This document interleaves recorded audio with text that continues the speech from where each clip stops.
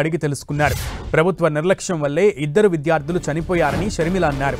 2047పై కాకుండా విద్యార్థులకు మౌలిక వస్తువుల కల్పనపై సీఎం చంద్రబాబు దృష్టి పెట్టాలని షర్మిల సూచించారు. వచ్చే 2 ఏళ్లలో రాష్ట్రంలోని మొత్తం ఆశ్రమ పాఠశాలలను మెరుగుపరచాలని షర్మిల డిమాండ్ చేశారు. లేదంటే కాంగ్రెస్ రాష్ట్ర వ్యాప్త ఉద్యమం చేస్తుందని హెచ్చరించారు.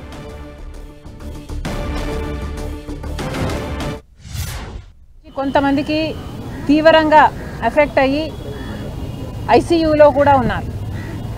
ఇద్దరైతే చనిపోయారు. మరి దీనికి ఎవరు బాధ్యులు? ప్రభుత్వం ఏం సమాధానం చెప్తుంది? అక్కడ ఉన్న ఆరో సిస్టము బాగలేదని, దాన్ని బాగు చేయమని ఎన్నో నెలలుగా చెప్తూనే ఉన్నాము. కానీ ఎంతకాలమైనా ఎవరూ పట్టించుకోవడం లేదు అని చెప్తున్నారు. అంటే మరి పట్టించుకునేవాడు ఎవడు? అసలు వాళ్ళ సంక్షేమం గురించి ఎవరు పట్టించుకుంటున్నారు? అసలు ఒక్క ఈ హాస్టల్లో ఉన్న ఆరో సిస్టమే కాదు, ఎక్కడా కూడా ఆరో సిస్టమ్స్ పని చేయటం లేదు అని వింటున్నాం.